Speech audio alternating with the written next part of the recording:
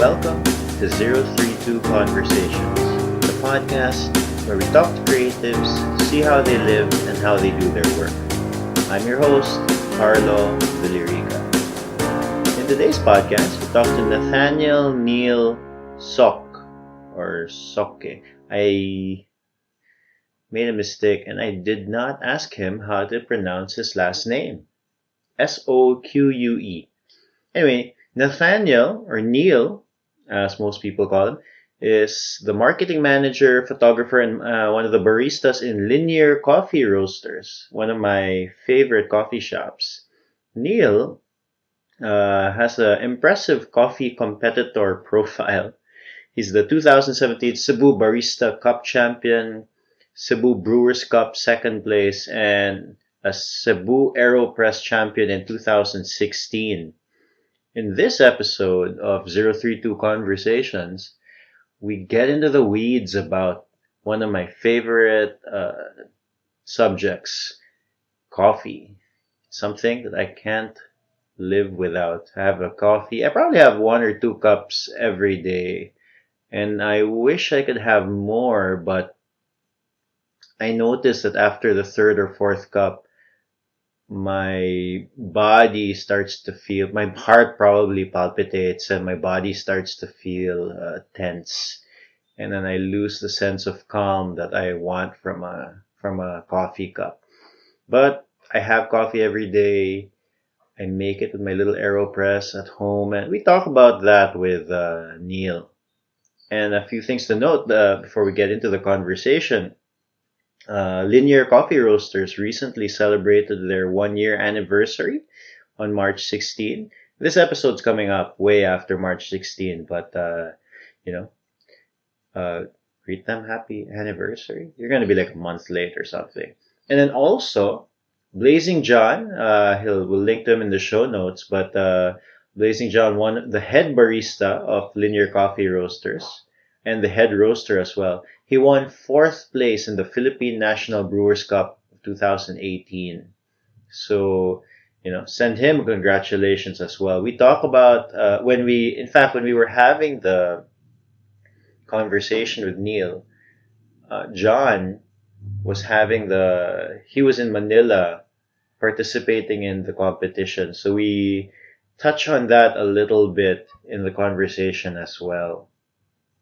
So before we get to it, if this is your first time listening to 032 Conversations, please subscribe. We're on iTunes, Spotify, or your favorite podcast app. And then a new episode comes out every Tuesday. All right, let's get to it. This is a conversation with Nathaniel Soque, or Soque. Soque. I'm going to stick with Soque. Neil, I am so sorry. I should have asked you how to pronounce your last name. Let's get to it. Yeah,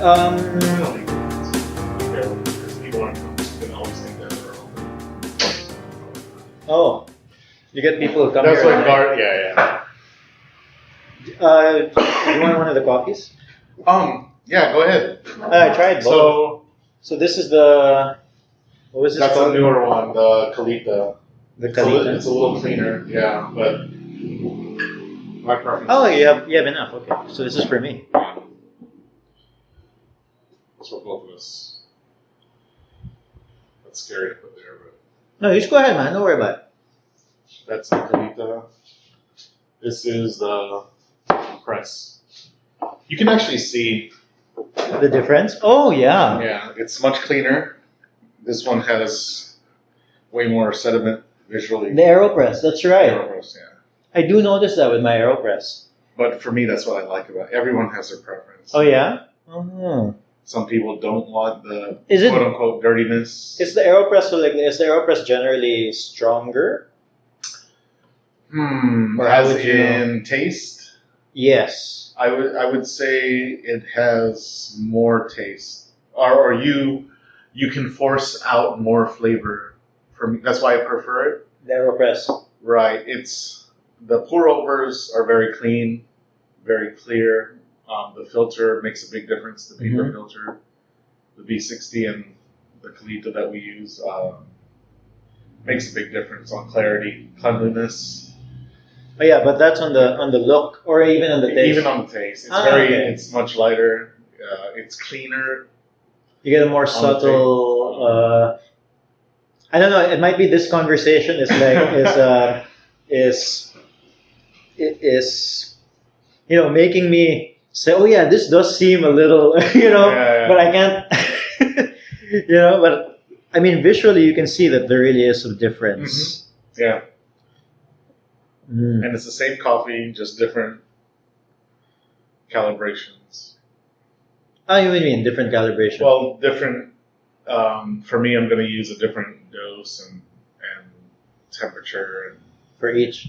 grind size for the aeropress than the Kalita. So you had to. I didn't know this. Did I you actually grind? changed all three things. Really? Yeah, because the temperature and the grind size and the dose. Yeah. That that's the thing. Like when I talk to like the people who are really like I like coffee. Right. And when I talk to people who are really into coffee, it's everything. It's the temperature, it's the grind size, it's how long you poured it over, it's how long you pressed down on the aeropress. Yeah. Were you counting when you pressed down on it? Yeah. You were? I'm looking at the timer. Like how what did you do exactly? Like for the aeropress because I do the aeropress. I honestly just keep pushing until because Right. I don't have enough strength to just like put it all the way down fast. Now that's what's the beauty of the slow press. Like you don't need a lot of strength because you're gonna do it slowly anyway. So Mm. the pressure you don't need to like put your body weight into it or whatnot. Oh, Or if you have to, I think I don't know. Maybe I'm grinding it too. it could be too fine. Is there such a thing? Yeah, For the because- aeropress, it's too fine.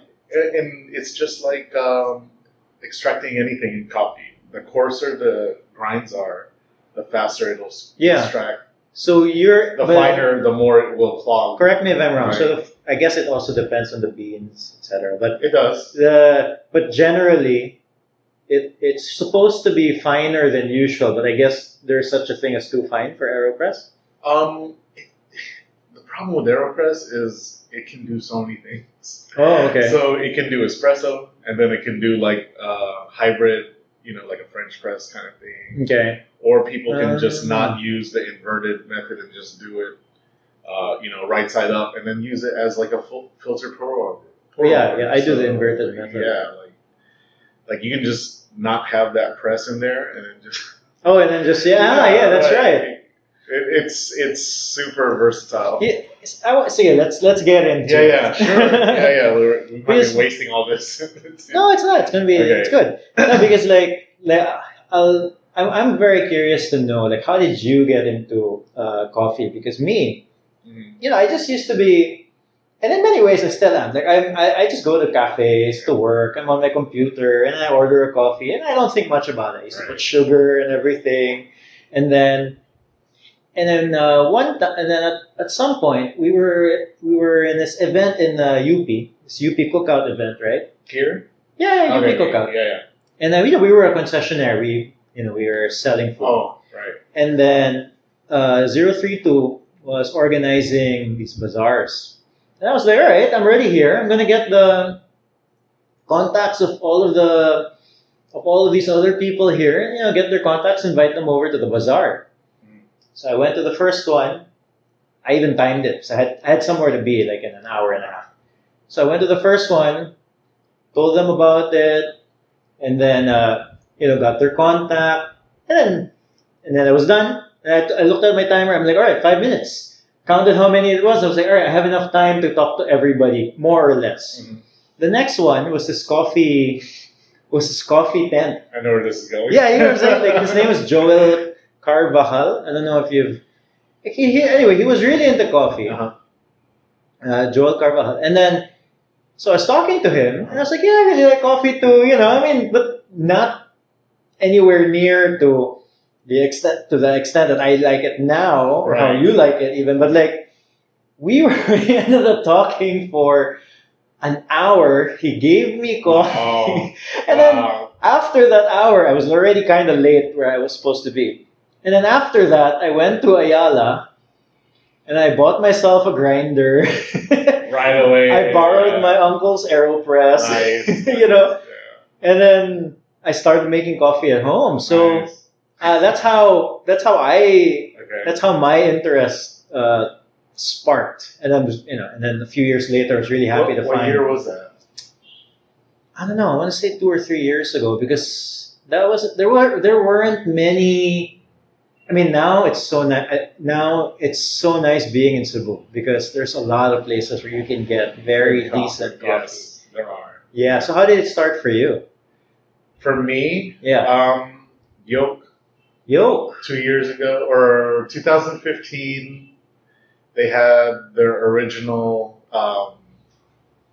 distributor for their beans because they opened up and they wanted to be breakfast with specialty coffee Mm-hmm.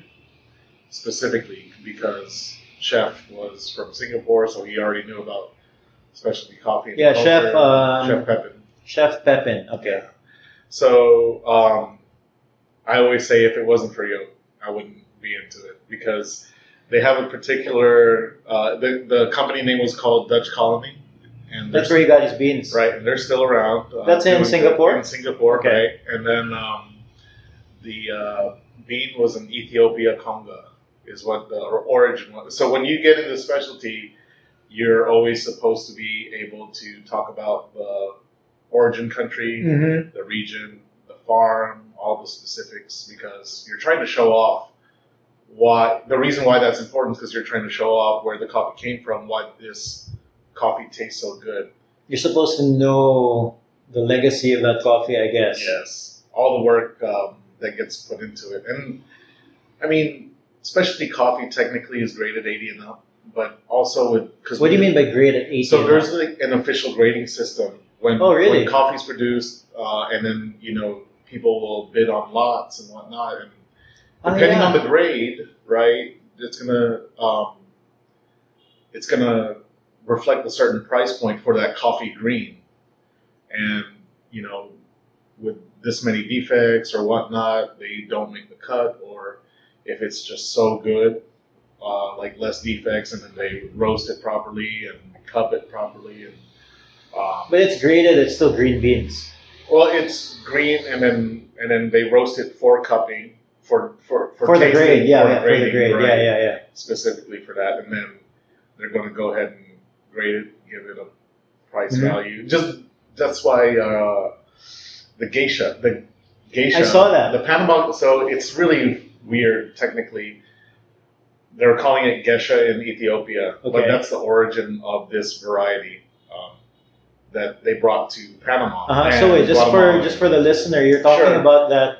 There's like a special bean that's here right now, is it? Or actually, yeah. So, well, just so that there's less confusion. Yeah, go. Specialty coffee, like we pretty much only deal with Arabica because you can't get these kinds of flavors and notes from other coffee. So it's pretty much Arabica, even though a lot of places here in the Philippines they grow Robusta as well. But there's a lot of good quality Arabica farms growing. Mm-hmm. So wow, we're gonna get. It's like now I want to know what's the difference between Arabica and Robusta, but we'll get to that. Let's get to that. We'll get to that. Maybe not, but let's just I kind of want to keep it simple as possible. Just Sure. So because everybody knows Arabica, but they probably don't know why it's such a big deal. Mhm. It's because you can get very high grade quality taste out of beans, and as long as it was produced properly from the farm all the way till roasting and then brewing and Yeah. then serving to you, then you're going to get a great cup. Like you wouldn't taste these flavors that we're drinking right now with dark roast, lower grade. Yeah. There's another reason for that kind of stuff. But going back on the geisha, so Game. in Ethiopia they're calling it geisha without the I. This farm is typically where people say that the origin of the geisha bean came from. So it's a variety, and it's just it's all lineage on that particular plant. They took the seeds, they grew it in Central America, and then that's where it bloomed and boomed as far as also the price point. And the La Esmeralda Yeah, geisha because is the one that got popular. But because you were saying on Instagram that like in Manila or something they sell it for like 500 pesos. What is it, a cup? For a cup, one serving, and the flight could cost. So the flight, which any flight is multiple drinks served at once. I'm sorry, what is the flight? A flight is what we're doing is the espresso plus milk, and the flight is something like that. Like it can be espresso plus milk plus a latte. Or Yeah, because something you guys else with you ice guys or- sell it. Is it 150 and it's an espresso and flat white? Correct. Okay. So that's our 1+1 flight for this Mm. being. We're doing it because we're ramping up to our 1 year on the 16th this month. Oh, really? March 16. Yeah, so this is a very special. We got a lot of messages actually. It's like you guys are crazy. It's like what are you like? Yeah, that's Because like what? Because you like you're not. because we can sell it for we can sell that coffee for 10 times the price, Oh yeah. and people will buy it if you mark. But that's not the. That's not the point. This is kind of like giving back because it's one of those things. The owner Lance, he really wants coffee to be more accessible to people, and typically, like nobody can just walk in somewhere and taste this kind of high quality coffee. I do notice that. That's one of the things that I like about walking in here, the linear. It's because when you come in, it does feel like you're not. At least for me, I don't feel intimidated coming in here, and then I feel like I can just talk to whoever's behind the counter. It should be. Yeah, and then they're very accommodating, and you can talk about coffee all day, and or even not coffee, but like Right. the whole point is, it's very accommodating to be here, right? So I can see that, especially with I guess that's what Lance wanted. Was that something that he uh, kept in mind when he created this place? For the cafe side, Yeah. because this place is the actual, it's the side gig, it's the bonus, it's the place where we can show off the coffee, and Linear Coffee Roasters' main thing is the coffee beans, the roasted coffee beans. We source high grade coffee, we roast it properly for whatever reason, espresso or filter. And then you distribute it. Yeah, we try to get accounts and whatnot. So Wait, let's go back. So I want to Sure. I want to talk about that, but I want to get back to like, so how did you get interested? yes, so Yoke, Dutch Yes. Colony, Yes.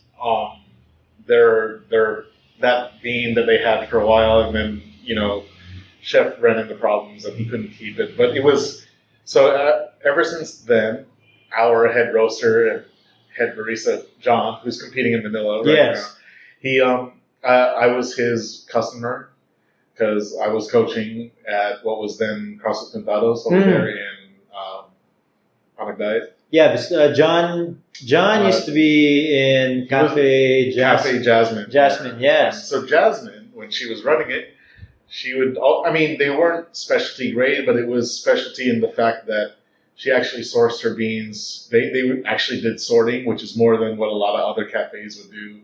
You can try to bring out the flavors and tastes as long as she roasted it properly. Because she had her own. Yeah, roaster. they had the roaster. She's one of the first micro roasters here, like selling beans to people, selling beans, or sometimes selling beans in house, out of the shop. But it's such a small shop, so and it's Yeah, I remember. even I remember smaller. going in there. Come to think of it, I do remember now, stopping by there and then going upstairs. I mean, I ordered from John. I'm pretty sure. Yeah, at this pretty point. sure. Yeah. So yeah. and then I just went up there. Well, yes, minding my own business, was doing some work, and I think I saw you. I did a lot of work up there. Yeah, I know. Yeah. So I'm pretty sure, but back then we didn't know each other, and and then it just so happened that this place opened up, and we met, Mhm. and then met John and everything. But Right. so that's how. So first you went to Yoke, and then you really liked the coffee there, and then eventually. Yoke was the regular one that was getting that high quality Mhm. coffee in 2015. Yeah. I don't regularly, at least semi regularly, more than anybody else. but I was mostly going to John because Yeah. it was so close. Yeah, because to he was where- like right. Yeah. Because the CrossFit Pintados at the time was right It's across. right there. Yeah. It's right there. And so after that, what was it? Oh, it's 2015, 16. Last year, no, sorry, not even last year anymore. The year 2 years before ago. last year, I 2016. met Lance at an event at Fujinoya. I was doing a lot of my own home brewing. I would go to Fujinoya, Yo, and other places for my coffee, but I would try to brew my own at home. A lot of times, my own equipment. Yeah, these are all like coffee shops that probably popped up in the last 2 or 3 years. Yes. Fujinoya, Yoke, Cafe Jasmine, and then it's very recently, right? Yes, and then our friend who does our water in Lilon, Coffee Madness. Yeah, Coffee Madness. Have you Yeah. been there yet? I've been there. I was there last week. Yeah, Ralph It's is really Ralph nice. is Ralph is kind of our water scientist. Oh yeah, I follow him on Instagram, and he's Yeah. like posting pictures of I mean, something about water. And then to be honest, our coffee won't taste good in here in Linear unless if it wasn't for his water. Yeah. For him helping us get our water. for the listener, in the corner of this of Linear, that's the water thing, right? Yeah. So in the bottom somewhere under the faucet, there's this whole water system I mean, thingy-majiggy. you can get it off the shelf, to be honest. The only tweak we have is some sort of, I don't even know the recipe, but Ralph and Lance do. It's certain remineralization for certain parts. Mm-hmm. It's a RO, reverse osmosis filter, but then Nice. Yeah, But basically, basically the coffee. Sorry, I forgot I wanted to keep it simple. So the coffee is meant to taste this good because of that water. And that's one of the things people forget. No matter where you are, actually, it doesn't matter if your water isn't high quality. You're almost doing a high grade bean a disservice because I don't. Water is 98%. Coffee is 98% water. Yeah. Or sorry, Yeah. the other way around. So coffee is 98% water, and if your water is just average or subpar, then it makes the cup or breaks the cup. You're just Taste-wise. you're putting like a crappy motor in a Ferrari or something. The oil, bad oil, or exactly. So how did you meet Lance? What's Lance's full name? Lance Morondo. Morondo. He's from Laguna, actually. He's not from here. You met him in the Fujinoya thing. Fujinoya. So how did that? And then we just kept in touch, and then like slowly as he was ramping up to open up Linear. My fiance Flair helped us find this place because there was a cancellation with another place. She was trying to get him, just another space. Actually, that space was around F. Cabajo. And she found this place last minute. Like, he was about to fly back to Singapore. It's like, Wait, I'm confused. So you met Lance in Fujinoya, and then that was like the year before. That was the first time I met him. Then you guys just stayed in touch. Right, and then every time he comes in, we're always meeting up. We're talking about how do we Let's want open Linear up to be. something. Is that something that he wanted to do to begin with? No, that was his plan. Him and Migs were the actual guys that created Linear. Migs. The partner in Singapore. Oh, okay. Childhood friend. Okay. So he was really looking at Cebu to open. Yeah. Why Cebu? He's from Laguna. Yeah. The biggest reason is obviously no one's doing at the time, yeah. There was, we saw what happened last year. Like, no one's doing this, and to be honest, because Singapore is so far ahead of Manila, and then Manila is ahead of Cebu. Oh yeah. This place had to be the next place to get. There was this just made logical sense because Right. Manila there were. It's saturated. Yeah. And there's nobody doing this here at this level, at this scale. Yeah. So that's a big reason. Another reason is he wanted to create a different vibe, because Cebu is a different vibe to begin with. So the way the coffee culture is here, he kind of wanted to start forming it in a better way than a lot of people. Not like it's not my observation, right? But most of the people who come back and visit, um, it's like so. I don't know, segregated or like cliquish or something. Is it almost Something like territorial? in a way, or there's just like less cohesion, or maybe not as much as I don't know. Um, Like in other places, you mean? So he looked at Cebu. Nothing was happening here in terms of specialty coffee, and then so that was obviously an opportunity to start. But also at the same time, it was a blank slate. There was nothing. Uh, he could, if he was the first one to do it, if you guys were the first one to do it, you could kind of mold the culture in a sense. in a way, because he knows what it's like in Singapore. Like, has a good vibe, a good culture. Yeah, what is it like in Singapore? Have you? It's very competitive, but in a good way, because you can open up a shop and then you can have somebody else open up almost the same exact shop, maybe a little different concept, and then it's all like, hey, welcome to the neighborhood kind of thing. And then people have options. They can go there. Singapore's dense, so I mean. Oh yeah. I mean, when you do that, you actually kind of raise the quality, because, I mean, a rising tide. You have to. Someone opened up next door, so you have to like do something to make yourself better. Make it. They're going to do the same thing. One of my favorite sayings is like a rising tide raises all ships. I think that's so. Exactly. Which is unfortunately not a Cebuana thing, because like there are up and down times. Yeah, which is something even with us, even with 032, that we're trying to change. Like one of the things that we want to do is one of the reasons why I'm talking to you and then talking to so many people is we want others to see.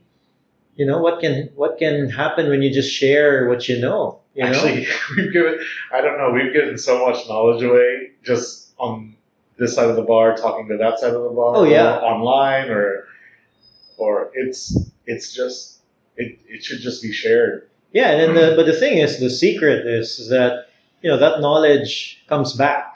You get what I'm saying? Like the more you give, the more you get to take back also, because people are inherently generous. Right. You get what I'm saying? Yeah. Yeah. So I get it. yeah. So we saw it, and you guys opened here, and then this is like I said, this is the bonus. Our roastery. We used to roast here. We have a small sample roaster, and we're using it again in transition. We're going to a new place. We have our original big roaster we shared with Drip and Draft and Streetscape. Yeah. At a certain point in time, we owned half, they owned half. And then now it's just theirs. We were roasting it here. And then, obviously, they had a better roastery venue. Yeah. It's beautiful, right? Yeah. Yeah, the roastery is beautiful. And it's nice. It's like the centerpiece of actually Drip. Better, yeah, for the roasters like John and Lance or whoever's roasting. You have a door that you can just shut off the world, even though they can see you. Yeah. But you can just focus on the roasting. So we were there for a while, and now we're transitioning to our new place with our new roasters. So you guys are moving. Yeah. Do you guys know where? At this point, is it something that you can say out loud? Somewhere in Mandawi. Oh, good. That's near me. Hopefully, that space opens up and we're going big right away. We have a lot of projects going on. That's why. And to tell you the truth, we have to get our own because the roasting schedule is it's not going to work. Splitting time anymore. Oh yeah, for sure. Yeah, because we have to meet up with our demand, our current accounts, the new accounts. Because like you mentioned, I guess your main business really is basically supplying the beans. It's the beans. Yeah. And this is just a showcase. Although it's a pretty storied showcase. Like you guys did get. I'm surprised it's not out. Like you did get that Sunstar Best Coffee in Cebu 2017. To be honest, so that thing we're kind of embracing it now. Yeah. But we didn't put ourselves up for it, and we asked everybody because I think people were asking Lance about it a lot, and he said, "Please don't put it." And so somebody did, and then they voted and they got it, and we got it, I guess. But it's something that, yeah, okay, we're talking about it now, but we weren't ready for it because the foot traffic was noticeably increased ever since December. Oh, really? Oh yeah, big time because of that, which is good because if this is a bonus and this bonus is doing really well, that's more. Yeah, for sure. Yeah, it's way better for us. So that's good. We kind of had our eye on this year, even the competitions. To be honest, John going there this year, I think it was just supposed to be next year. We were eyeing that we would bring a whole squad of people to compete. Yeah, let's talk about that. So John, right now, our head roaster. Yeah, your head. What's John's last name? John. So John Michael Hermoso. Oh, or Blazing John. Blazing right? John on Instagram. Online, yeah. we get to pick on him because he's the face of Linear. Yeah. It's a joke and serious at the same time, but yeah, he's the face of Linear. He's the head barista, head roaster.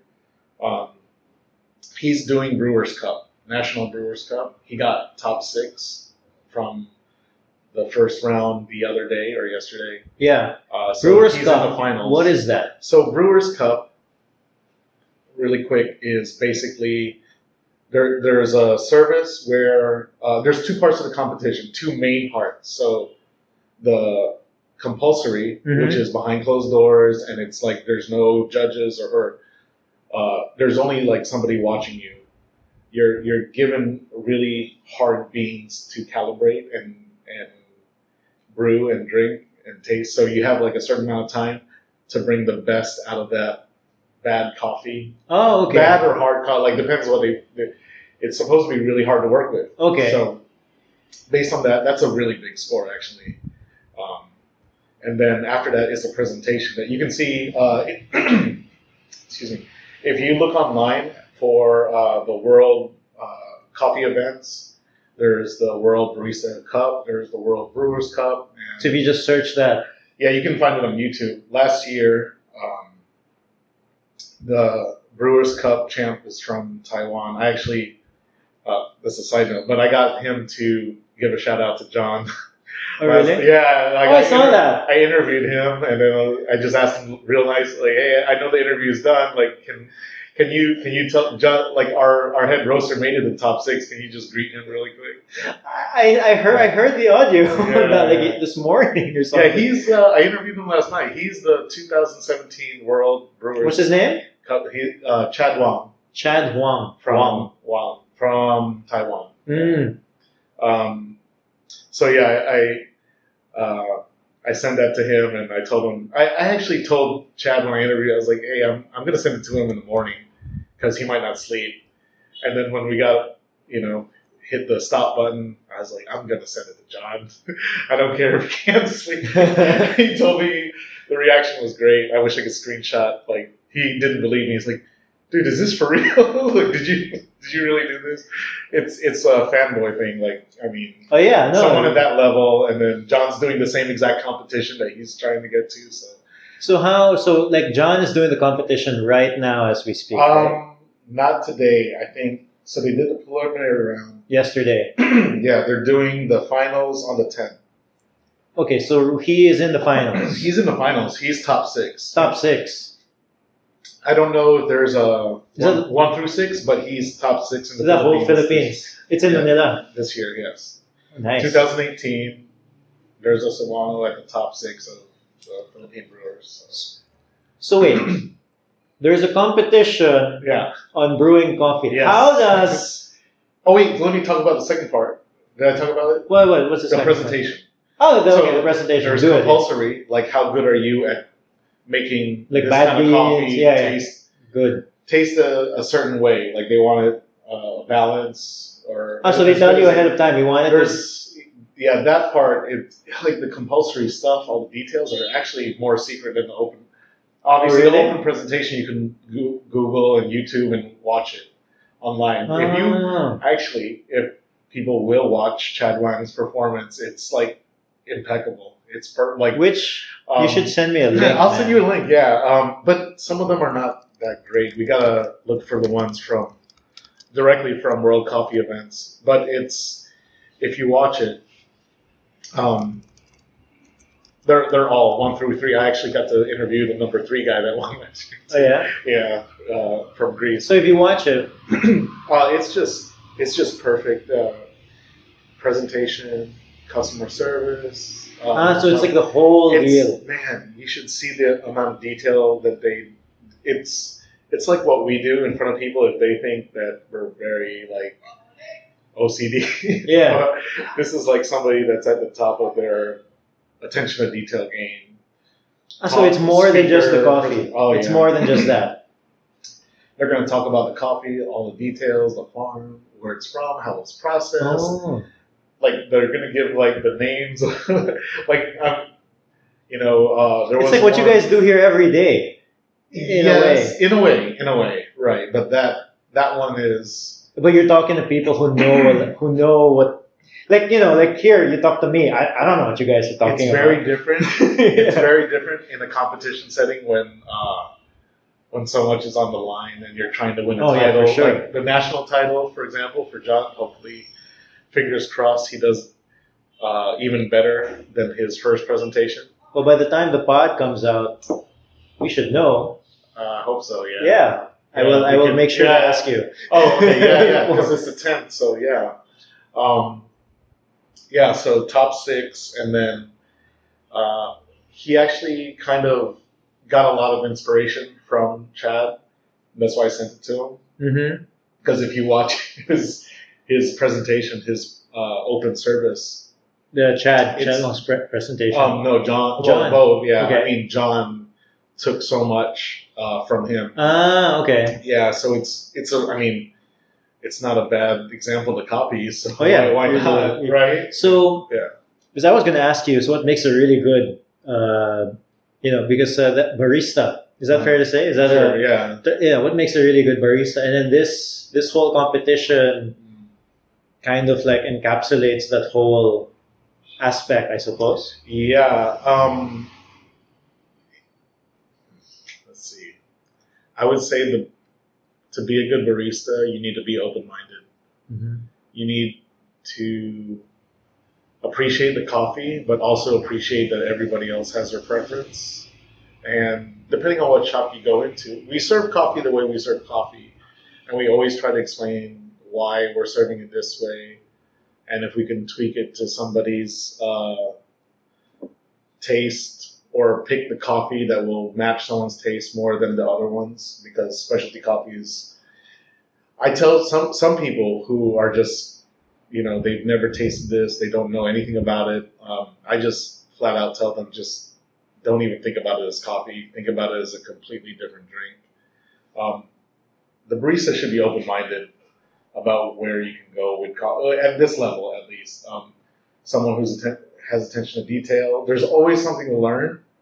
The commercial side, if you work at Starbucks, there's always something to learn from us. Mhm. If you work with us or only specialty coffee shops to begin with, there's some things to learn from commercial shops as well, like maybe workflow stuff. Like you're selling 2 different beans, almost 2 different drinks.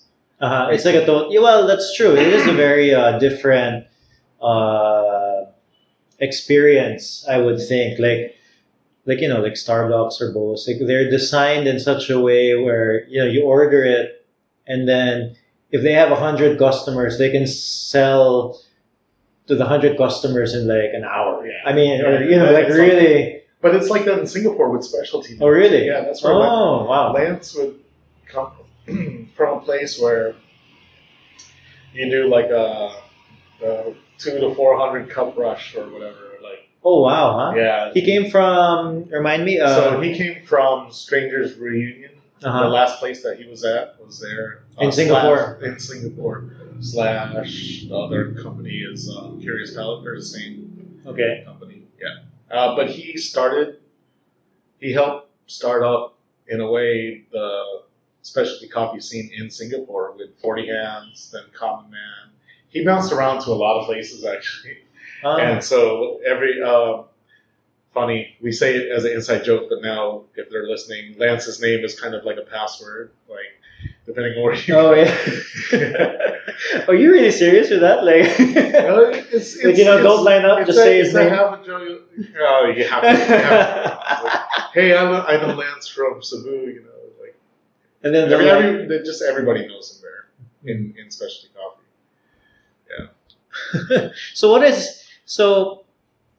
talking about, like, we're talking about Singapore and then like the coffee, the specialty coffee scene there. I can't even imagine what a 300 or 400 cup rush is like. I've seen the mornings at Common Man Coffee because People are lining up, right? people are lining up early for a good cup. Yeah. So And, yeah, I mean, if it's like that, obviously here in Cebu, it's not like that. no way. Yeah. But what is it? I mean, you guys have been open like a year, A year. so. We've had a little bit of growth in the morning, but it's still fairly quiet. It's for some reason it's really from the 11 o'clock time all the way down to closing 6 Mhm. that more people are. More people obviously want us to stay open later than open earlier. There's nobody open like other places in Singapore, Australia. They're open at 6, right, for early morning Yeah. coffee for people who want to get it before work or whatnot. Here, that's non-existent. So here it's like people coming in the afternoon, middle of the day, Middle of the day till evening, and they want coffee. till evening, huh? Till Because I was going to ask you, what is the Cebu coffee culture like based on your experience here? I can only base it on what I've been seeing here. Yeah. And it's kind of hard here because I mean, you guys are not exactly on purpose. on a walk. Like, there's nothing here. there's nothing around these streets. Nobody's walking on the street. Yeah, it's part of the linear. It's our thing. Mm-hmm. If you want good coffee, you'll make the effort to get here. I mean, it's not like we're asking you to do land navigation in a forest or something like that. But well, I do have a hard time telling people where it is. Yeah. I say it's just Google Maps. Just use Google Maps. We're on Google Maps. We're on Waze. Actually, I mean, I think the tricky part is where we come off here on Malave to Rizal, but the street itself, if you just get people on it, you just tell them it's the one all the way, like close to Park Lane that goes straight to Harold's. It's a one-way road, but across the church, first floor. So, but let's talk about so what is like the Cebu coffee scene right now based on? It's lunch tonight. There's nobody in the morning. Yeah. What time do you guys open?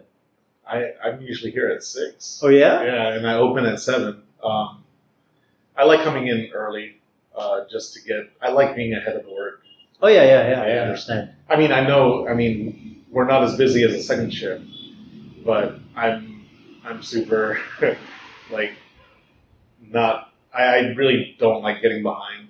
I try not to get behind, but yeah, I open every day, calibrate the coffee, espresso, filter, whatever we need. So 2 espressos now because we have the Gesha, right? So 2 espresso. 2 espresso. So we have house espresso. Right now it's a Kenya, and we always do the espresso shot, the whites, the 6 ounce, 4 ounce whites. Wait. So this is what you do every morning? Yeah, every morning. So you calibrate the machines. The coffee. The coffee. Okay. So you calibrate the coffee. What does that mean, calibrate the coffee? It means getting it to the right taste for serving. Okay. We can't just, we have to, so. Give me an example. So how do you calibrate? What's the first thing you do? Okay, well, I let the machine, first thing I come in and I turn the machine on, it has to warm up, and then I'm preparing everything while that's happening. Once it's on, I purge the grinder, and I use that to... Purge the grinder, you mean you... Like whatever the old beans are stuck in, I purge, and I use that to season the machine. So seasoning the machine, we don't use the first one, we just let it run.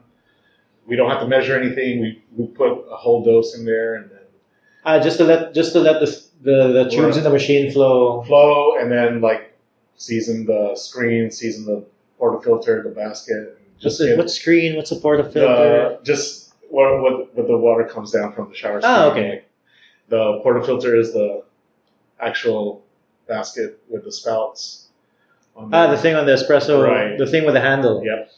And then so we just let that run, and depending on how much they cleaned yesterday, if they turn over, they're going to tell us if they had soaked it or not. I'm going to know when I come in the morning, but it'll depend how much I have to run water through it. And then after that, once it's ready, I start going with yesterday's calibration. Usually, if it's the same bean, it should stay close to that, and then I can go. When you say calibration, what does that mean?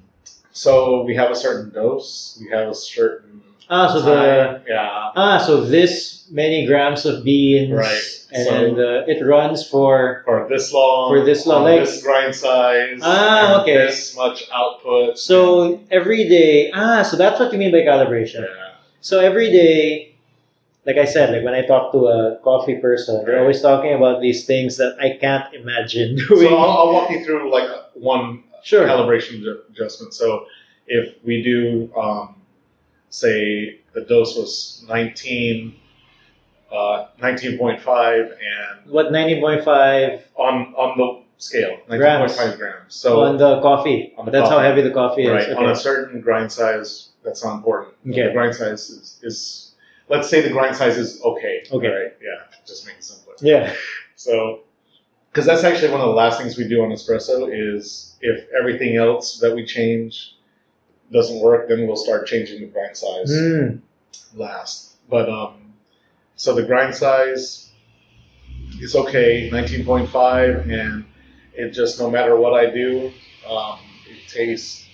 It's okay, but the flavor is not coming out or whatnot, or it's too. So it's there's too a light. certain taste that you guys are trying to achieve based Right. on the calibration, and it Right. changes every day It because changes every day. It changes twice a day. Oh, really? Yeah, the second shift has to come in and they have to calibrate because the time could be different, the dosage could be different. Because in the morning it's very cool in here. It's a lot colder, and the sun hasn't hit the window yet. And by the time the second shift came in, the sun's been on the window, so that whole area where the coffee and the It's a little bit machines are stored, warmer.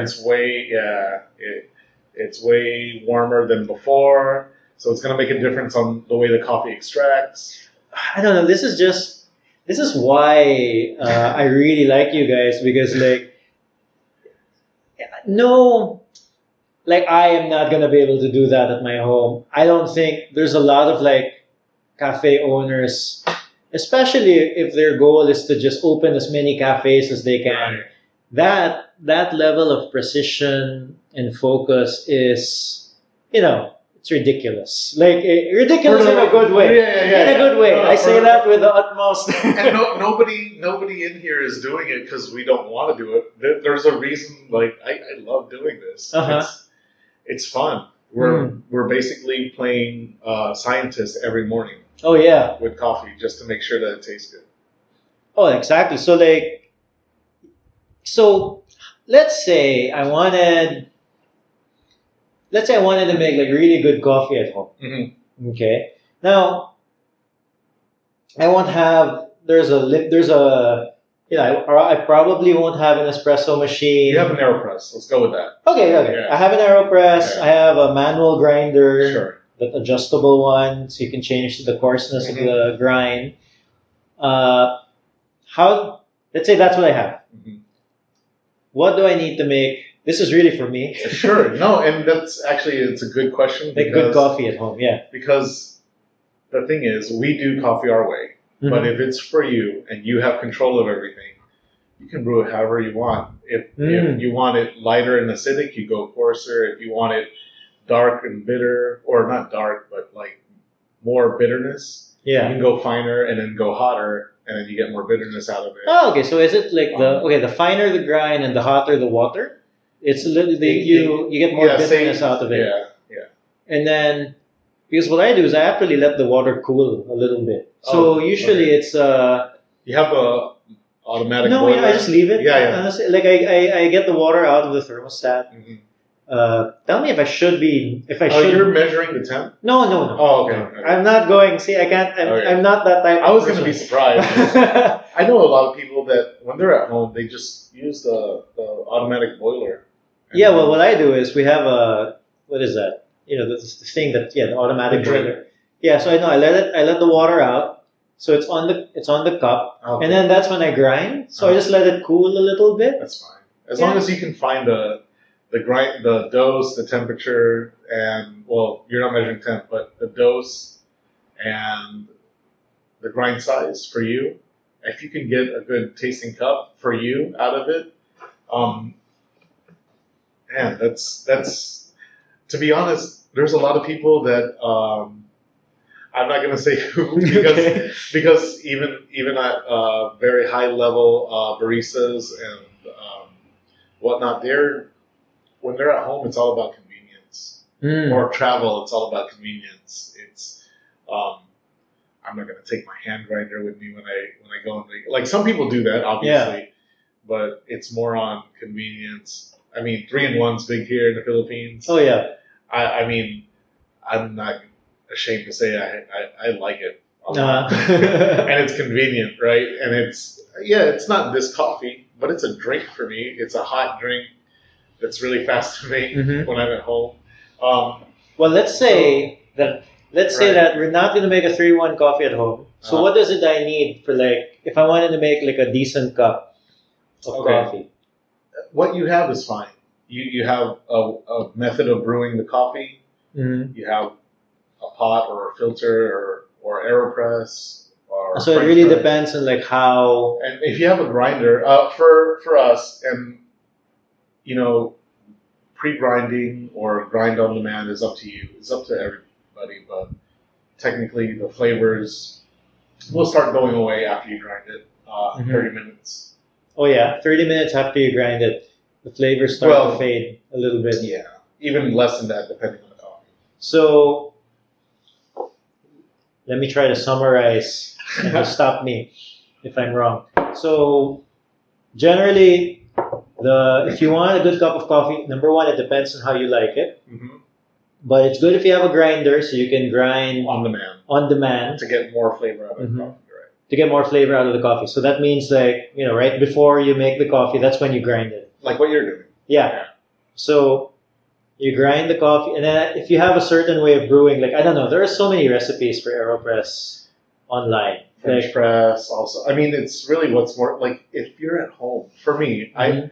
I get I really get the convenience factor. And for me, it's one of those things because I do this when I open up the shop every day. But when I'm at home, I kind of want to chill. Oh yeah. I don't want to do that work. If I don't have, like, maybe if I'm in the mood, so say I have really good beans from overseas, somebody gave me as a gift. Well, yeah, then at that point, I'm going to take my time and bust out the grinder and then, like, make sure that I can measure the temperature and figure out what I use AeroPress. You know, we're drinking AeroPress right now. Well, I guess that's also one of the advantages of coming to a place like this is that, you know, number one, you're unlikely to do it better than, you know, the people who are doing it every day, right? And then also, you know, you come in here and then there's the convenience factor where, you know, Right. this is how I want it, this is what I feel like getting today. Right. And then just and they're doing it, you guys are doing it at a very high level. But yeah, we just don't serve sugar. Oh yeah, you know, my dad, I don't know, were you here when I was here with my dad? Yeah. Yeah, and he asked. So, know, do you guys I know. have sugar out there? They have like a sign on the door. That's that Lance's. There's no sugar. Yeah, I kind of like it, and that's why we put the no Wi-Fi also. Oh, well, you know, We don't have Wi-Fi, so it's But I actually think that's a good. You know, where sometimes when you have a product and then you just try to please everybody, and I feel like that's a mistake most of the time because, you know, your tribe is a certain type of person, and, you know, if you're trying to serve your tribe, but also at the same time trying to serve all these other people, then who are you serving? Who is your customer? So here it's very clear. Like, They're talking, if they're here, they're sitting down and talking to each other or us. oh yeah, Or, for sure. Yeah, I mean, we have some regulars that know when to come in when it's not busy and they can bust out their laptop and work. And then just work. Yeah, but for the most part, like I said, once that 11 to closing time crowd trickles in and out, they're mostly here. A lot of people are grabbing bottles to go, but when they're here sitting down, yeah, they're talking to us or talking to each other. So it's like a hangout. It's like a place to, yeah. Because well, one of the reasons why I like Cebu is you can hang in a coffee shop and then you're very likely to see a friend at some point. You hang around It's long so enough. weird. This place, yeah, I think it depends on some people. Like one of the regulars we have is Aaron Ong. Yeah. Right across. Right across. Okay. Yeah. I mean, that's their church, but he lives somewhere else. But he's here a lot, and Mhm. and that's just one example. Through him, Yeah, like I've so met many him. people. Yeah, so many people that know him. Like, and then they see him here, but maybe they heard about us through someone else. But then they all end up knowing Aaron for some reason. Yeah, like I met him here. Yeah. He's just talking. And that's just one of the guys like that. Yeah. What obviously you guys serve all kinds of coffee, but what's your like what moves off the shelves the quickest? What do people order the most? That thing right there, man. Oh, for the listener, the white that's brew. the white brew. Yeah. By far. Yeah. Oh yeah, just We have to make. We're probably making about 100 bottles a day. Really? On the white brew. Yeah. And these are the ones that And you were it's saying gonna that go up. people just you're gonna be even making more. Yeah. So people just come in here and then they grab a whole bunch. Yeah. That's why we have to keep up. Oh yeah. It's actually the funny thing about that one is Lance decided to do it once just because he felt like it. Well, let's just make one, Oh yeah. and then it sold out, and then we did another batch another time and sold out. I kind of remember that because you guys started out with the regular cold brew without the milk, right? Right? Yeah, we still have it. Oh, yeah. I mean, you guys obviously still have it, The but other one took the spotlight. yeah, because people were coming here for that at Yeah. first. The regular cold brew Cold brew, in black. that bottle, the black 48 one. hours, right? How many hours? 48. 2 48 days. hours. Yeah. 48-hour brew. And then I remember seeing at some point on the Instagram, or the white brew came out, and I was intrigued. Right, but I didn't come here right away. Yeah. So, I live a bit Far from here, Yeah. but I saw it. So that one took over. So he made it out of just like, oh, I want to try this. Yeah, we tried, and then we got, we got curious, so we made a big batch, and then that 60 bottle batch went away in 4 hours, and then after that we were like, Yeah, because so he had to go back to Migs and the other investors and like, hey, what should we do with this? Like, should we do we have to give the people it's just selling so well that we can't not sell it now anymore. Oh yeah. Yeah, it's Because I remember there was a time when, and I'm glad you changed that policy, but people used to reserve online. yeah, we did. We had to. Yeah, had to. and then you would reserve it, but people would come in, and then, hey, I see you guys still have, and then, Yeah. oh, those are all reserved. That's why eventually Lance just said, you can't reserve, especially cases, and we only say yes when we know we have a really big batch, Mhm. But generally, you got to get it off the shelf. you can get it off the shelf or someone pays ahead. Oh, which is fine. Yeah. Obviously, it's fine. It's paid for. So, but yeah. And we have to keep up with production because our wholesale partners at 22 Thatcher they want those now. So Oh, okay. so the bottles are there also. Oh, okay. Not as much as here, but They've got a few. they've got a few. Because I guess the shelf life on those bottles are not. Right. Long. They move pretty fast, and that's why we get milk deliveries 3 times a week now. Sorry, Because what? of 3 times a week, the milk delivery. Oh, over to 22 Thatcher. Yeah. Oh, okay. Or no, the milk for the white. Oh, the milk. Yeah, because we're Oh, yeah. just trying to keep up with the production. Mm. Yeah, So that one moves. that's the best seller.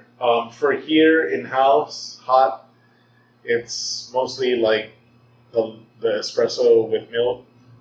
I think more than the filter pour overs, even though that's where you taste most of like the black coffee that has so much flavor. And Yeah, I realized like this last year, for me personally, the I've started to prefer.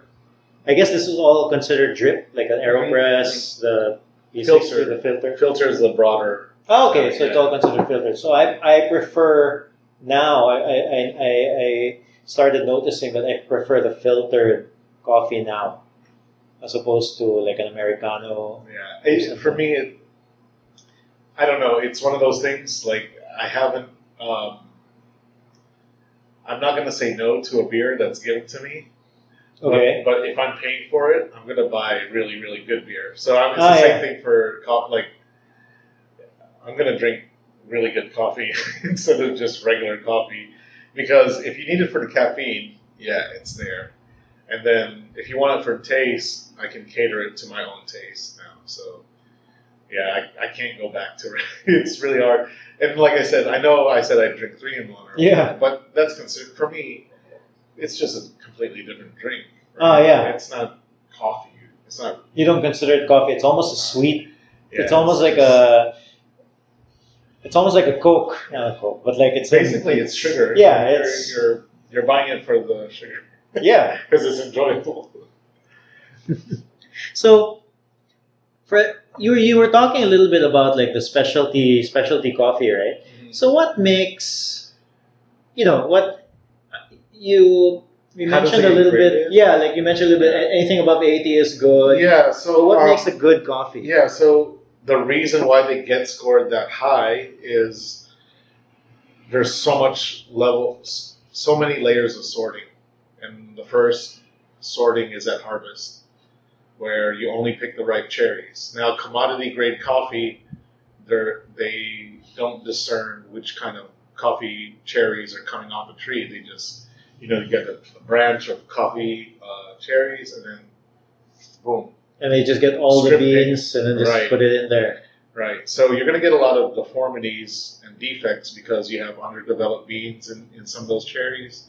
You have overdeveloped beans at the same time. You have the ones that are just right, but the ones that are ripe and sweet, maybe they're going to have bugs because they weren't taken care of. I mean, this is all the commodity grade. This is this is the not specialty. This is I'm graded below. I'm going to talk about this first just so that you can compare. And then, so when those beans are processed and dried as greens, and obviously there's so much bad coffee beans in that whole pile, you want to dark roast it. It's lower quality anyway, so dark roasting it is not a big deal.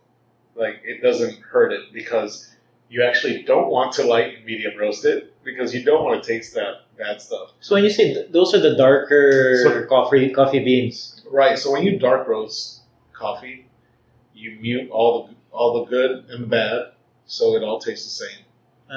Okay. And that's why it's economical also because when you dark roast it, you get the beans puff up a little bit more too, so you can get more coffee per green. Okay. It's less dense, you're cooking it. It's like, I don't know if you've been here while we were roasting. It has a certain popcorn smell in the air when we're roasting. It's the same. It's because we're coffee beans are breaking out of its skin.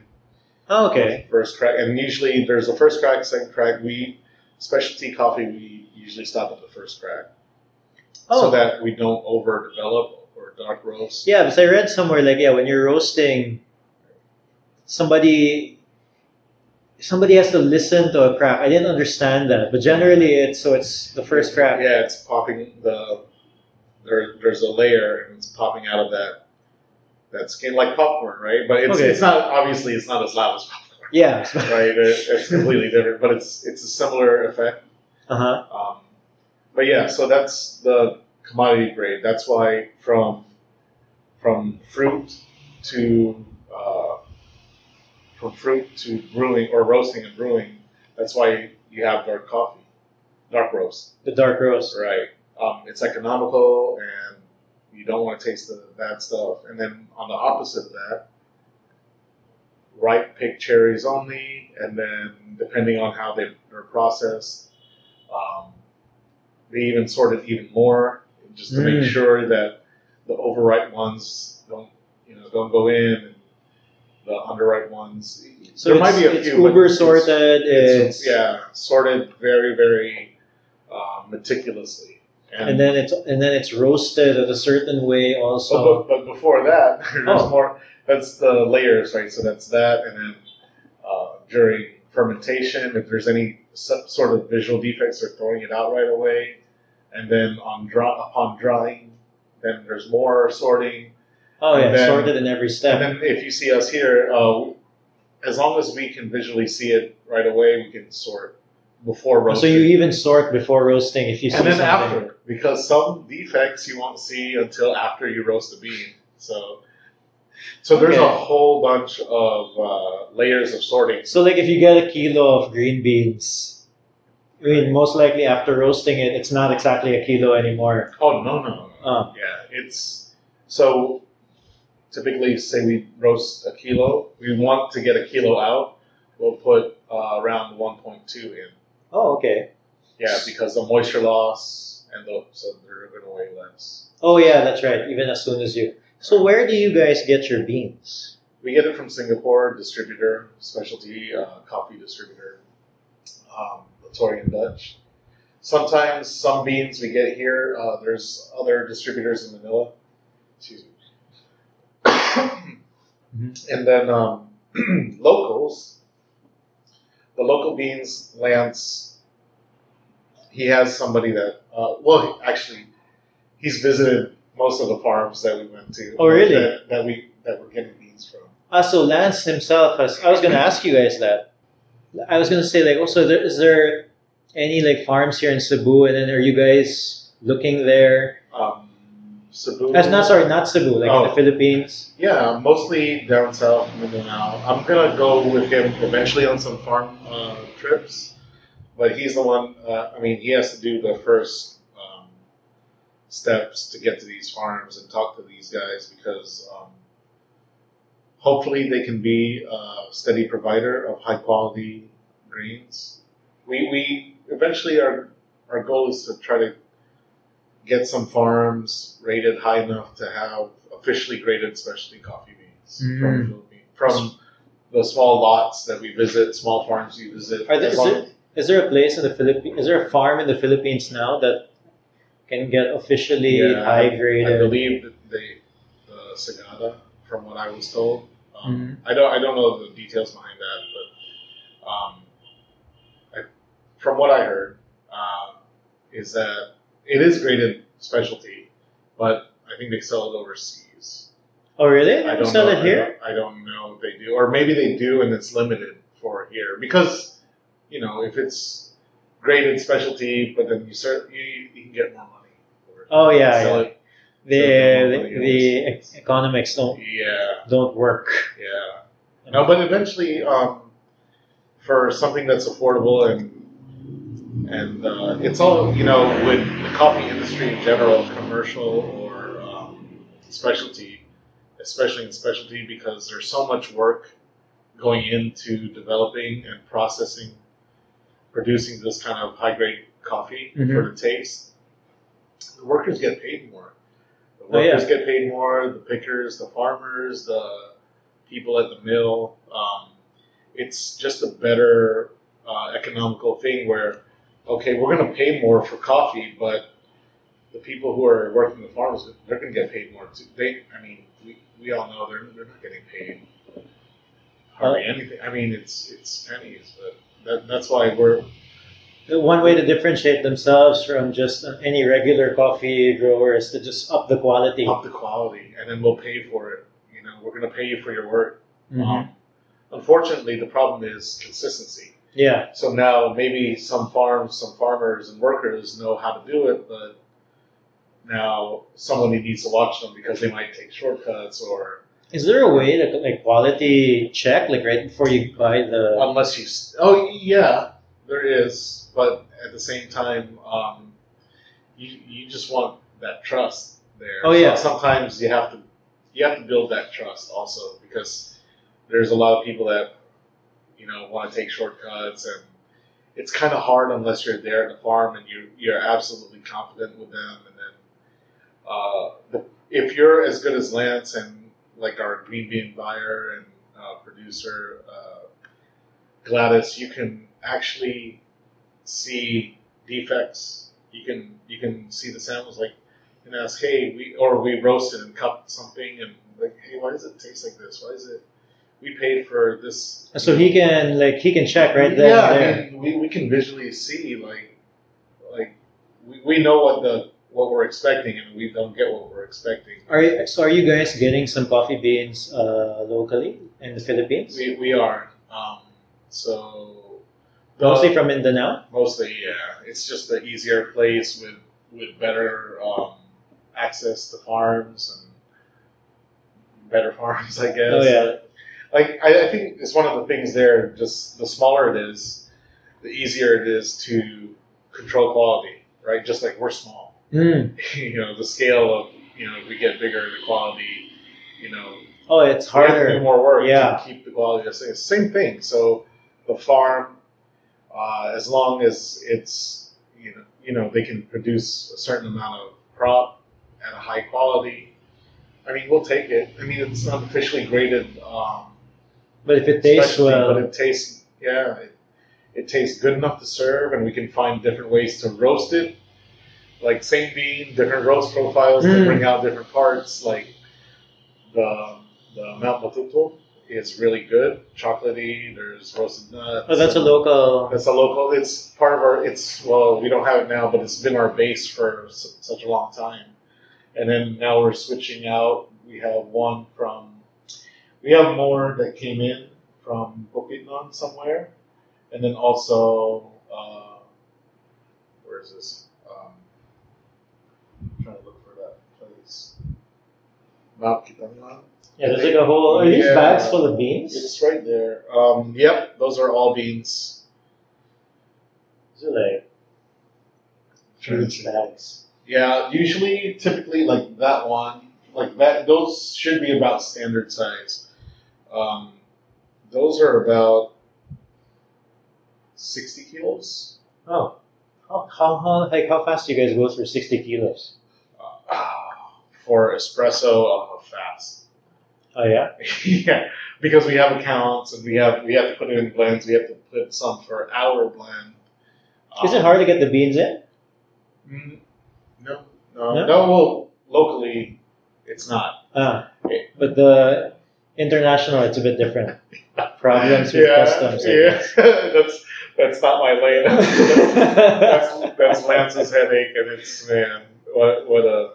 Which I guess is also that's why it also pays to look for like local suppliers. Well, same thing with us. Like actually, it's a big deal because imagine if we can get really high quality coffee in the Philippines. I mean, we're providing more. We're keeping the money here. Oh yeah. Getting farmers hopefully paid more, hopefully, and it's just it's better for the local economy that we can buy and sell the local beans here. Oh, And then definitely. eventually, right, just like how high quality African beans and Central American beans, if we can get them to produce a certain amount at a certain quality, and then overseas people will like, oh, I want to get some Philippine coffee because it's really good. Yeah, there's That's going to be some moneymaker on because specialty is graded high, Mhm.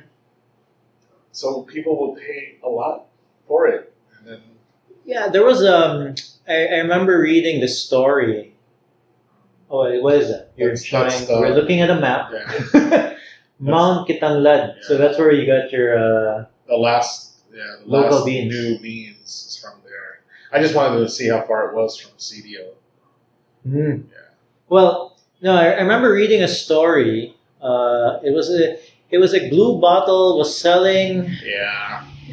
I can't really remember right now, but Blue Bottle, yeah, which is the coffee place in the U.S. They're huge, Yeah. and then but they were selling coffee, like the most expensive cup of coffee or something, Right. and then the article was about how the beans got made, Yeah, yeah. Okay. and then how this guy believed he was from. I'm gonna try to look for it and I'll share it in the show notes. But he was from this country that sounded familiar, that was ongoing on had like was going through war, Uh-huh. and then he had to like smuggle his beans on a boat Okay. or something I out think- to bring it to the U.S. I think I know where that came from. Are you searching for I'm it? searching for it right now. I think I know. It's from Perfect Daily Grind. I think I read it there. Well, anyway, but Yeah. I also noticed in speaking of Perfect Daily Grind, you write there or you contribute there? You mentioned you were Recently, yeah. uh-huh. It's part time. It's not that many hours, but it's fun work. It's Oh, editing. yeah, 'cause it's Yeah, so I do some. Cause I handle our social and Facebook, so I do there. I do some for clients overseas also Yeah. through them, and then I wrote that article. yeah. And I have another one coming up with the Brewers champs. It's Uh-huh. crazy. Yeah, That's it's the one going where pretty fast. you recorded their Yeah. the interviews. Right. So you're recording the interviews for an us. article. Yeah, for Oh, the one there, that- you can do something with the audio, as yeah. as you can tell, Yeah, we are yeah. recording. Yeah, no, yeah, it's really good for us for specialty coffee outside of Manila, which is the whole point of that. I couldn't get everybody in, which like I understand. It's crazy because now It was because I know how this world works now because you hear about it until you're inside, I guess, writing, journalism, stuff like that. You don't really see that. People say it, everything gets chopped up, but it's like oh yeah, you have no the choice. majority of it got chopped up. Well, one of the reasons why I want to do this podcast is so that I may have mentioned this in the previous podcast, but anyway, I'll repeat it. Yeah. Where one time, I got interviewed. Spent this was way back. Spent this whole I afternoon. think I remember that. And oh yeah, was it in my podcast? I spent this whole afternoon talking to a reporter, and then when the thing came out, it quoted me saying words I've never said in my life. Oh, that's different though. Yeah, but like it was really, and then yeah. we didn't even start 032 yet, and then I was thinking, wow, the bar is low. Yeah, it's so low. Yeah. Yeah, but anyway, one of the reasons why I wanted to do this is so that it's a long form Right. interview, and it's really just not even really an interview. It's just Or just two guys talking, Yeah. and it's good to have these stories, out there in a way that people can listen and then that they can find.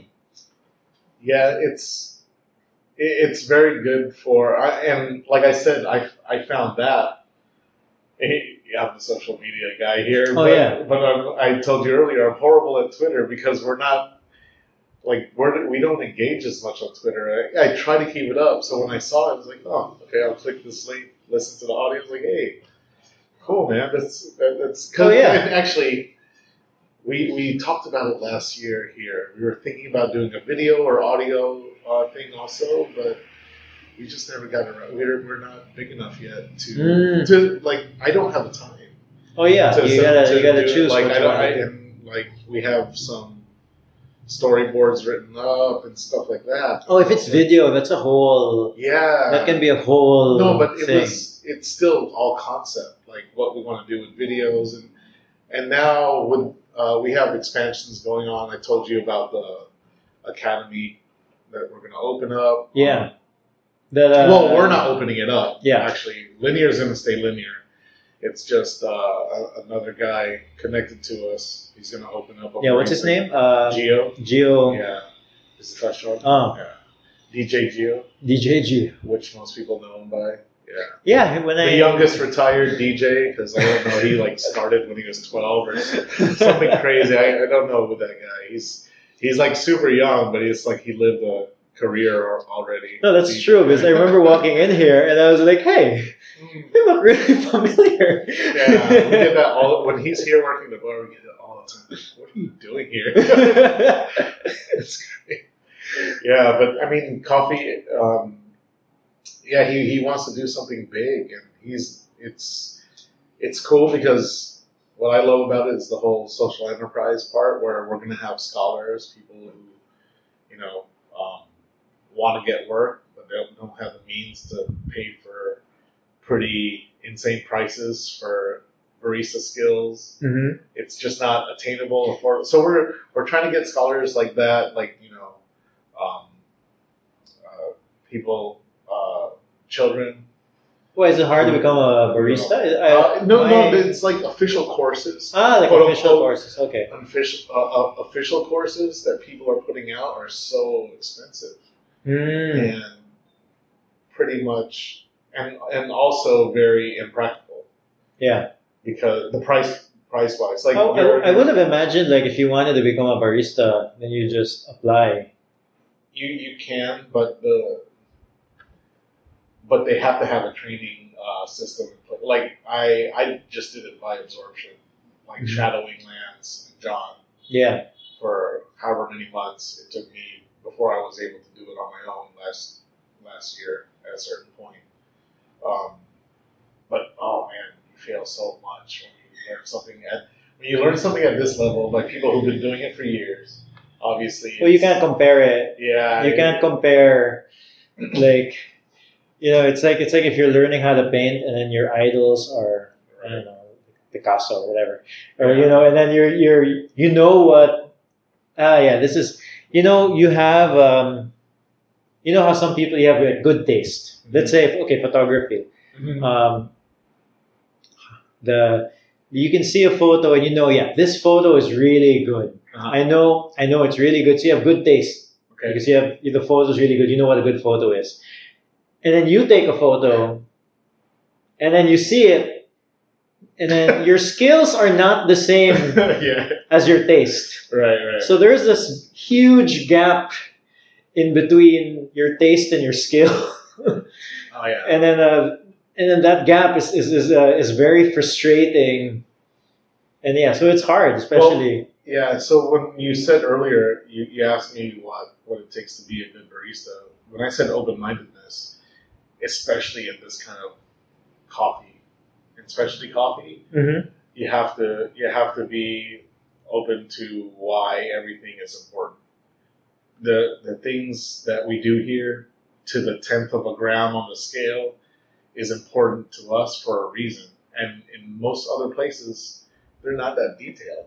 I mean, that's really detailed, like because we're putting the doses there, and we're adding a certain amount to the temp to account for loss.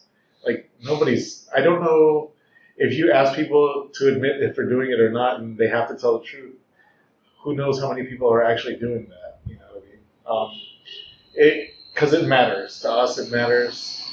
So that those 2/10 of a gram matters to us when you weigh something. Mm-hmm. And Well, you can, one and then thing- it matters in the taste that comes out. Yeah. So the thing is, what's different about you can do a couple things wrong. I told you how delicate the V60 is. Yeah. And like one wrong or different thing than normal, you can just completely change or there will be an obvious taste difference somehow, right? With espresso, it's very, very attention to detail oriented because we're dealing with very fine grinds, very fast time, very hot temperature.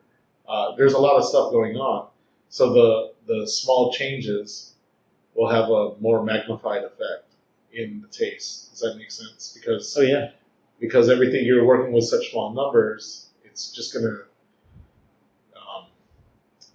the effect of a small change is much more noticeable in the taste with espresso everything else. Well, I think this is a good place to end. Yeah, it's No, getting. where Neil, where can people find you? You can find me on Instagram, Sabuda. It's a name that I can't believe no one took. I like it. It's very zen, but Cebuda, CBUDDHA. yeah, correct. And then I'm also. I'll put in the show notes. Sure. And then I'm on Facebook, and my full name's Nathaniel, but also the linear pages. If you're contacting Instagram, it's me. Facebook, it's more people. But I try to, we all try to chip in and try to reply to people as much as possible, as fast as possible, at reasonable times. Yeah. Because that's one thing we learned over this year. What would happen? No, just we get so many random things in the middle of the night. Oh, okay. There's no way they think we're open, right? Like, Yeah. but yeah. So eventually we were trying to be too good to a point where. I think 24 hours is like fine. Yeah. We are ramping up for. I will say that we're ramping up for our 1 year on the 16th. Mm-hmm. Like anything special happening aside from the first thing was this geisha that we're selling for very very cheap. Yeah, but that's just gonna keep going until we run out. Until you guys run out, right? Okay. And then I think we still have some greens left to roast. We have a lot of stuff coming up, so we're like you said, we're trying to mold kind of what the coffee scene could be in a good way here in Cebu. Hopefully, our expansions will help with that, being closer to you. Oh yeah, well, closer to Mandaue. So you'll close this place and then you guys. No, we're not closing. Oh, okay. No, it's an expansion. Just opening. Just expanding. Yeah. Oh, so it's another. So you guys will have 2 spots. It's not really, like I said, it's not. The roastery is there. The roastery is our side. Gio's Academy is going to be his own. But they're together. Oh, in Mandaue. Business wise they're separate, but they're going to be sharing the same space. So that's between Lance and Gio, how they're working that out. But yeah, we're connected in that way. Will you guys be having a bar? Can people walk in? Assuming you guys opened up there. The similar intent, to here. Yeah, the intent is a walk-up bar. Maybe that one will eventually have cocktails also. Oh, okay. Original intent actually here was like, if we thought we had the manpower, and one that was, coffee, and then whenever on weekends we opened this as a bar, and we did it a couple times, and just get less and less and less. And now the coffee took over. We're definitely doing it on. I would imagine we're doing it on our anniversary on the 16th, and then when we first opened, we were tip basis actually. What do you mean? Like we didn't have a menu. We served coffee and we told people to pay whatever they felt like it was worth. Really? How long was it? How long did you guys keep that up? A month or more. Really? Almost 2 months, maybe something like that. Like a while. And wait, I'm so curious. What happened? To be honest, it was awesome because people were pretty much just throwing 100 in there every time. So that's how you guys came up with 100 peso. Wait, last year, Lance did a 98 thing, right? Yeah, well, yeah. And it got so it's so annoying to get like 2 pesos up, right? I'm sure. Like we're all saving change and throwing all our extra change in there just for us, and then, just getting a lot of change from the Jeep or something. Yeah, so now it's 100, and that's what people were doing last year, and I think. On the 16th, we're going to do that again.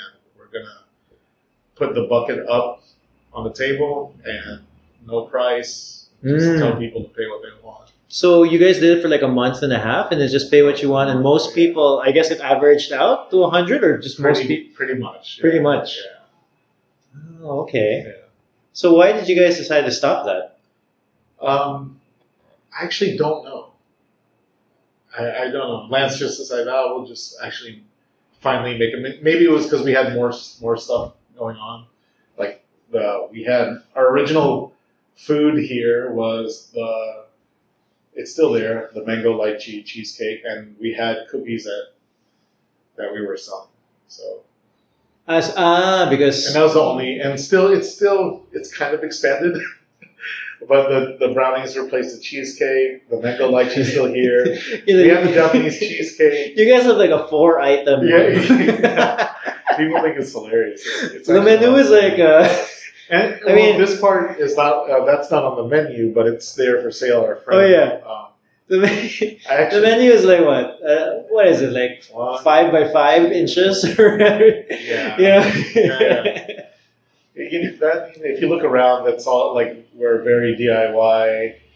We have handwritten notes everywhere. I mean, that's again, this is our fun. This is our lab. It's the bonus.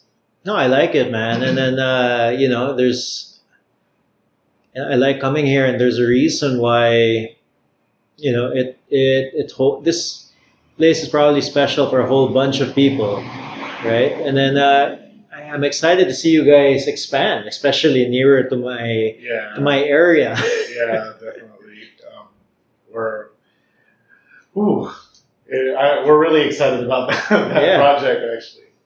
All right, man. Thanks for talking. No, thanks for having us. I mean, yeah, Lanier's been a fan, so glad we were on the list. Oh yeah, you guys really were. And I mean, when I messaged you, like I said, it's just luck because I hardly scroll through Twitter. Oh yeah, I know. Yeah. Well, thanks, huh? Yeah. All right. Thank you for listening to 032 Conversations. I hope you enjoyed that episode with Neil. If ever you guys drop by Linear Coffee Roasters, say hi to the guys for me.